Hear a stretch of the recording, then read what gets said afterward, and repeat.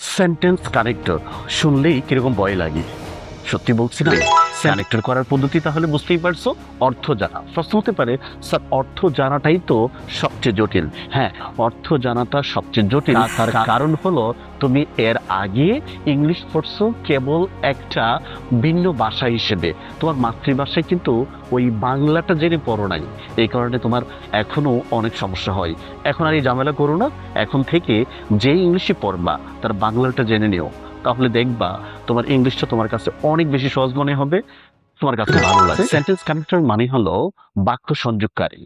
একটা বাক্যের সাথে আরেকটা বাক্যের লিঙ্ক বা সংযোগ স্থাপন করাই হলো সেন্টেন্স কানেক্টরের কাজ। চলো আমরা আজকে ঢাকা বোর্ড 2025 সালের সেন্টেন্স কানেক্টরটা দেখি। তুমি দেখো বাস্তবিকভাবে তুমি কি কাজ করলে সেন্টেন্স কানেক্টরে ভালো মার্ক পেতে পারো। তোমাকে এইসব কাজ করার জন্য অবশ্যই সম্পূর্ণ প্যাসেজের এই বাক্যগুলোর অর্থ কিন্তু তোমাকে ভালো করে জানতেই হবে। তুমি যদি অর্থ জানতে পারো তাহলেই তোমার সেন্টেন্স কানেক্টরের ক্ষেত্রে 100% উত্তর সঠিক হবে। চলো আমরা প্রথম থেকে শুরু করি। প্রথমেই লেখা আছে, a thing of beauty is a joy forever. সৌন্দর্যের একটি বস্তু চিরকালই আনন্দের। In fact, a flower is a symbol of beauty and purity. প্রকৃতপক্ষে ফুল হলো সৌন্দর্য এবং পবিত্রতার প্রতীক। Flower cultivation was rare in our country. আমাদের দেশে ফুল চাষ বিরল। The scenario has been changed. পরিস্থিতি বদলে গিয়েছে। At present, বর্তমানে people cultivate flowers not only for enjoying their beauty but also for earning money. লোকেরা এখন কেবল ফুলের সৌন্দর্য উপভোগ করার জন্য নয়, বরঞ্চ অর্থ উপার্জনের জন্য ফুল চাষ করে। এই ছিল এই অংশের বাংলা অর্থ। তো তুমি কি করবা, এই আগের বাংলা অর্থের সাথে পরবর্তী বাংলা অর্থটা মিলিয়ে দেখবা কোন শব্দ দিলে এটা পারফেক্ট হয়, মিলে যায়। তুমি যদি বাংলা অর্থ জানো তাহলে দেখবা সেন্টেন্স কানেক্টর তেমন বেশি কঠিন না। চলো আমরা মিলিয়ে দেখি প্রথম উত্তরটা কি হতে পারে। লেখা আছে প্রথমে, এইখানে আমি এর আগের বাক্যটা দেখব। ইনফ্যাক্ট, প্রকৃতপক্ষে, a flower is a symbol of beauty and purity. ফুল হলো সৌন্দর্য এবং বিশুদ্ধতার প্রতীক। Flower cultivation was rare in our country. আমাদের দেশে ফুল চাষ ছিল বিরল। এটা বলা হয়েছে অতীতের কথা। আগে বা অতীতে আমাদের দেশে ফুল চাষ ছিল বিরল। তো এখানে আমি লিখে দেব ইন দ্য পাস্ট, অতীতে, অথবা ওয়ান্স আপন এ টাইম, অথবা ওয়ান্স লিখবো। তাহলে ওয়ান্স আপন এ টাইম এটাও লিখতে পারো, অথবা ইন দ্য পাস্ট লিখতে পারো, অথবা ফরমারলিও লিখতে পারো। ঠিক আছে, এটা উত্তর করার জন্য। তো আমি এখানে ওয়ান্স লিখলাম, তুমি আরো অপশন দিতে পারো। আমি এখানে কিন্তু অর্থটা মিলাতে হবে। একই শব্দের কিন্তু অনেকগুলো সিনোনিম হয়, অনেকগুলো সমর্থক শব্দ হয়, যেগুলো থেকে যেগুলো একটা ব্যবহার করলেই তোমার উত্তর কিন্তু সঠিক হবে। তবে মনে রেখো, একই ধরনের শব্দ কিন্তু পরবর্তী বাক্যগুলোতে বারে বারে ইউজ করা যাবে না। তাই অবশ্যই সমার্থক শব্দগুলো শিখে নিতে হবে, যাতে আমরা একই ধরনের বিষয়গুলো আলাদা আলাদা শব্দ দিয়ে প্রকাশ করতে পারি। গেল আমাদের প্রথম এই নাম্বার প্রশ্ন উত্তর, অনস অথবা ইন দ্য পাস্ট অথবা ফরমারলি অথবা অনস আপন এ টাইম। বি নাম্বার প্রশ্ন, the scenario has been changed. পরিস্থিতি বদলে গিয়েছে। তাহলে আগের বাক্যের সাথে উল্লেখ করা হয়েছে যে আমাদের দেশে ফুল চাষ বিরল ছিল, আর কিন্তু এখন পরিস্থিতিটা বদলে গেছে। তাহলে বুঝতেই পারছো বিপরীতমুখী কথাবার্তা উল্লেখ করা হলো, বৈপরীত্য বোঝালো। তাই এখানে আমি লিখবো কিন্তু, বাট। কিন্তু the scenario has been changed, এই পরিস্থিতিটা অনেকটাই বদলে গিয়েছে। At present, people cultivate flowers not only for enjoying their beauty but also for earning money. বর্তমানে লোকেরা কেবল তাদের সৌন্দর্য উপভোগ করার জন্যই ফুল চাষ করে না, আর টাকা পয়সা উপার্জনের জন্যও কিন্তু তারা ফুল চাষ করে থাকে। তাহলে পরবর্তী অংশটা এটার সাথে মিলেইবা। এছাড়াও আমরা বলতে পারি, in big cities and towns, বড় শহর এবং নগরগুলোতে many flower shops have flourished.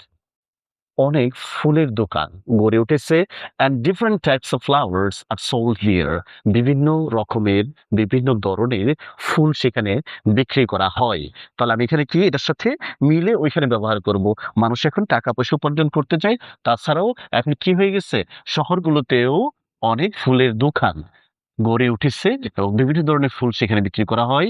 তাই আমি লিখে দেব মোর ওভার, অধিকন্তু, অথবা এছাড়াও মোর ওভার যেখানে, সেখানে তুমি বিসাইডস দিতে পারো, সেখানে ফার্দার মোর দিতে পারো, তুমি অ্যাগেন দিতে পারো। একই ধরনের বিষয় তো, তাই এগুলো ব্যবহার করতে হবে। তো এগুলো এগুলো খেয়াল করো, আমি যে শব্দগুলো বলতেছি এগুলো একটু ভালো করে খেয়াল করতে হবে। 2 নম্বর প্রশ্ন, the demands of flowers is increasing day by day.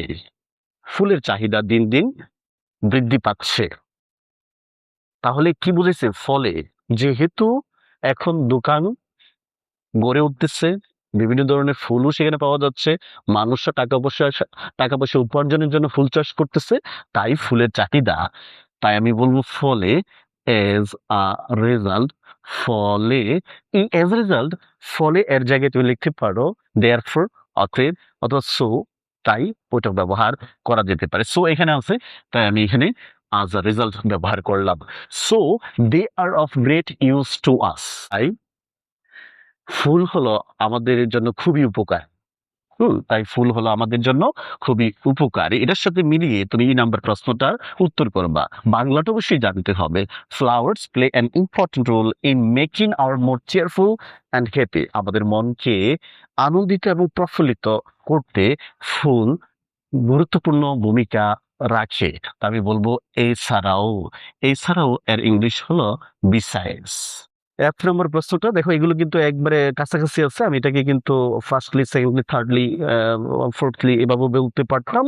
R firstly, secondly, thirdly, fourthly এগুলো না বলে আমি এটা ওই তাদেরই সমার্থক শব্দ besides, furthermore, moreover, again, then, also এগুলো ব্যবহার করতেছি। They are used for decorating room. So কক্ষ সাজানোর জন্য ফুল ব্যবহার করা হয়, কক্ষ সজ্জিতকরণের জন্য ফুল ব্যবহার করা হয়। এটা এছাড়াও এরকমই একটা সমার্থক শব্দ আমি এখানে ব্যবহার করব, তাই এখানে লিখে দিলাম ফার্দার মোর। এভাবে কিন্তু আমরা কালেক্টরের উত্তর করতে পারি। চলো আমরা বাকি 4টার উত্তরও দেখে নিই। চলো আমরা প্রথম থেকে উত্তরগুলো দেখি, এর আগের বাক্যের সাথে মিলিয়ে কিন্তু এই উত্তরটা করতে হবে। এখানে প্রথমেই লেখা আছে G number, flowers are regarded as a symbol of mourning and tribute to someone. এখন এটার উত্তরটা করতে হবে। তাহলে ওইটার আগে থেকে ধারাবাহিকটা, মানে ফুলের ভালো দিকগুলোর উল্লেখ করা হচ্ছে, ধারাবাহিকটা যেহেতু আসতেছে, তো আমি এখানে অ্যাগেন দিতে পারি, অথবা ফার্দার মোর দিতে পারি, অথবা অলসো দিতে পারি। আমি এখানে অ্যাগেন অথবা অলসো যে কোনো একটা ব্যবহার করতে পারি। এখানে অ্যাগেন ব্যবহার করলাম পুনরায়। ফুল কি করে সুখ এবং কারো প্রতি সম্মান প্রদর্শনের প্রতীক হিসেবে বিবেচিত হয়। In many popular and social events, এবং অনেক জনপ্রিয় এবং সামাজিক অনুষ্ঠানে মঞ্চ এবং স্থান সজ্জিত করার জন্য ফুলের প্রয়োজন। এটাও ওই ধরনের কাজ, ধারাবাহিকতা, ফুলের ব্যবহারটা উল্লেখ করা হয়েছে। আমি বলছিলাম ফার্স্টলি, সেকেন্ডলি, থার্ডলি এটাও ব্যবহার করা যেত খুব সহজেই, কিন্তু আমরা সেটা না ব্যবহার করে ভিন্ন কিছু ব্যবহার করতেছি। তাহলে এখানে কি দেব, এখানে আমি দিলাম ও, অলসো। তারপরে আই নাম্বার লেখা আছে, we express our love and affection towards anyone with flowers. ফুলের মাধ্যমে কিন্তু যে কারো প্রতি আমরা ভালোবাসা এবং স্নেহ প্রকাশ করে থাকি। তাহলে হবে কি করে, এভাবে, হ্যাঁ, দাস, আমরা কি বলবো, এইভাবেই আমরা প্রকাশ করে থাকি আমাদের ভালোবাসা এবং স্নেহ কারো প্রতি। তাই এখানে লিখে দেব দাস। দাস হলো এইভাবে, অর্থটা কেবল মিলিয়ে কাজটা করলাম। এবং সর্বশেষ যে নাম্বারটা হলো, flowers are great source of honey. ফুল হলো মধু, পারফিউম, সুগন্ধি, মেডিসিন, ওষুধ, অ্যান্ড ইভেন ফুড, এমনকি খাবারেরও বিরাট উৎস। তাহলে এইখানে দেব অবশেষে, সব শেষে, তাই লিখবো অ্যাট লাস্ট অথবা ফাইনালি। তো আমি এখানে ফাইনালি শব্দটা ব্যবহার করলাম, তুমি অ্যাট লাস্টও ব্যবহার করতে পারো। এইভাবে কিন্তু তুমি কানেক্টরের উত্তরগুলো করতে পারো। তাহলে কানেক্টর এর উত্তর করতে গেলে তোমাকে কি করতে হবে? তোমাকে অবশ্যই বাক্যের মানেগুলো জানতে হবে এবং দুইটা বাক্যের সাথে তুলনা করতে হবে এবং সেটা মিলিয়ে গিয়ে তোমাকে আগে থেকেই কানেক্টরে বাংলার ইংলিশটা জেনে নিতে হবে, যেরকম finally, more over, so, as a result, therefore, however, does, once upon a time, consequently, as a result, এই শব্দগুলো তোমাকে অবশ্যই শিখে নিতে হবে। আর শেখার পরে বাংলাটা মিলিয়ে ওই শব্দগুলো তুমি ব্যবহার করবা। যদি মনে হয় একই জিনিস বারে বারে হচ্ছে, তাহলে এগুলোর সিনোনিমটা তোমাকে ব্যবহার করতে হবে।